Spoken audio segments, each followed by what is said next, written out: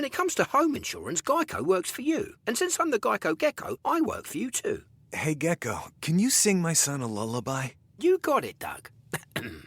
Rock-a-bye, baby, in the treetop. When the wind blows, the cradle will rock. When the bough breaks, don't worry at all, because Geico did all the home insurance shopping for your dad and your mum and found the right coverage for you all. Nice work, G. Not like a light. Let Geico work for you. Get more with Geico. Stand-up comedy, cartoons then versus now, and how they encourage diversity. Hey, everybody. Hope you're all doing great tonight. I want to talk about something very close to my heart, cartoons. Yeah, I said it. Cartoons. I grew up in the 80s, 90s, and early 2000s, and if you grew up around that time too, you know we had the best cartoons. I mean, those were the golden years. First off, cartoons today? They're cool, they're fancy, they've got all these slick animations. Kids now are out here watching stuff like Paw Patrol, Peppa Pig, Cocomelon, where every episode is like a well-oiled machine. Everything's clean, every character is polished, even the villains are like, "Excuse me, may I kindly destroy the world today?" But if you're like me, you remember when cartoons were rugged, man. They were rough around the edges. And let me tell you, back then, if you were sitting too close to the TV, your parents would yell, "You'll ruin your eyes." Like, no wonder we all needed glasses by age 10. But think about He-Man. The animation looked like it was drawn by a dude who was just making things up as he went.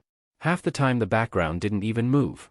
They just reused the same frame of He-Man running through that forest, over and over again. And Skeletor? That guy was the least threatening villain of all time. He was basically a blue guy with no face who spent more time failing than actually conquering anything. He'd pop up like, "I'll get you next time, He-Man." Yeah, next time, Skeletor. Sure. Diversity in cartoons?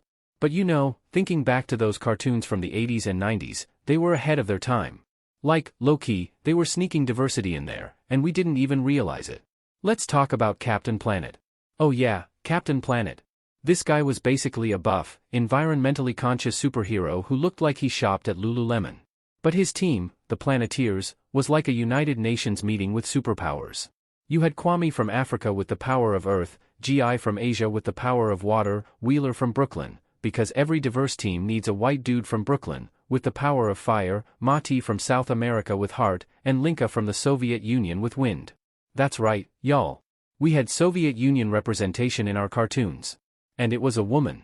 Back then, you were like, wow, they're working together to save the planet, and now I'm like, wait a minute, these cartoons were teaching us global unity and I was too busy screaming, "Go planet," to even notice? The 90s were peak diversity in disguise, and then, the 90s.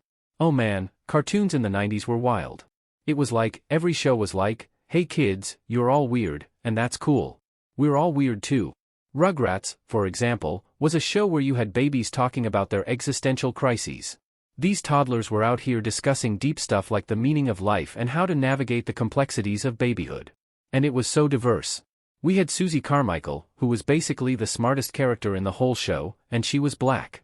Meanwhile, Angelica was the blonde terror we all loved to hate. And you had Tommy Pickles, the bold, bald-headed leader with a diaper full of confidence, and Chucky Finster, the Jewish, anxious kid whose life motto was basically nope. It was like, here, kids, have a cartoon that teaches you that no matter who you are, you've got a place in the world, and also, you're all gonna need therapy. And what about Hey Arnold? Arnold lived in a multicultural New York City boarding house with his grandparents. His best friend Gerald had that iconic flat top and was black, and you never thought anything of it. They were just two kids navigating life together. Arnold had that football-shaped head, and yet, nobody cared. This was the 90s, where the only thing we were taught to worry about was whether Helga was ever gonna confess her weird, stalker-level crush on Arnold. Cartoons today, so diverse they have multiverses. Fast forward to now, and cartoons have taken diversity to a whole new level. It's like, hey, we've got one universe? Nah, let's have 12 universes and make sure everyone is represented in all of them. You've got shows like Steven Universe, where every character is like, hey, I'm a rock. But also, I'm non-binary. And sometimes I'm a space being. And also, I'm in touch with my emotions. Kids today are out here watching these deeply emotional, self-aware characters that are like, hey, you're valid no matter who you are. When I was a kid, my cartoon role models were a talking sponge and a starfish with an IQ of, like, 3. But hey, diversity, right? And let's talk about Spider-Man, Into the Spider-Verse. We now have multiple Spider-Men, and women, from all different dimensions. And it's not just Peter Parker anymore. Now we've got Miles Morales, a black and Latino Spider-Man who's cooler than any of us will ever be.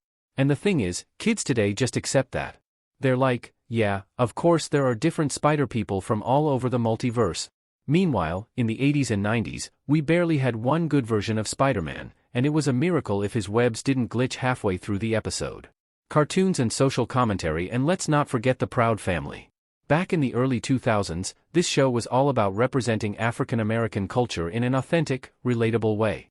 Penny Proud was out here navigating friendships, family, and school drama like a pro. And Oscar Proud, her dad, was the original dad with dreams, always failing but never giving up. It was one of the few shows at the time that actually reflected what black families were like without feeling like a stereotype. And now, with the reboot Proud Family, Louder and Prouder, we're seeing even more diverse storylines, queer representation, mixed-race families, you name it. Cartoons were always trying to teach us something, you know what I've realized? Cartoons were always low-key trying to teach us stuff, even back then. We just didn't get it. Like, remember X-Men, the animated series? It was all about mutants fighting for acceptance in a world that feared them. That was a metaphor for every marginalized group fighting for equality. But as kids, we were just like, cool. Wolverine's gonna stab someone with his claws. Now, cartoons are way more direct. They're like, hey, let's talk about your emotions and how we can all be better human beings. We've gone from watching Optimus Prime teach us about responsibility to having characters like Shi'ar teaching us about self-love, empathy, and diversity in all its forms. Closing thoughts. So yeah, cartoons have come a long way. Back then, we had diversity in there, but we didn't even know it. Now, it's in your face, and I love it. Kids today are growing up with a sense that being different is awesome, that we're all valid, and that the world has room for everyone. That's the power of cartoons, man. They shape us when we don't even know it. So, here's to cartoons, whether you're saving the planet with Captain Planet, running from Skeletor, or hanging out with Steven and the Gems, there's a place for all of us in the cartoon universe. And if you disagree, well, go Planet. Today is your lucky day. Today is the day that our $3 website works for you, paying you directly to your PayPal daily. Imagine $3 ongoing continuous payments to your PayPal account. Imagine falling asleep and waking up to $300 in your PayPal account. How would this make you feel? How could this help you? What bills could you pay? What kind of fun could you have? What does that retirement look like now? All for a one-time payment of $3. This website is DFY done for you, fully built and completely hosted, and never stops collecting payments for you. You have spent $3 on coffee on a regular, but that coffee won't help you create multiple streams of income. Click the link below.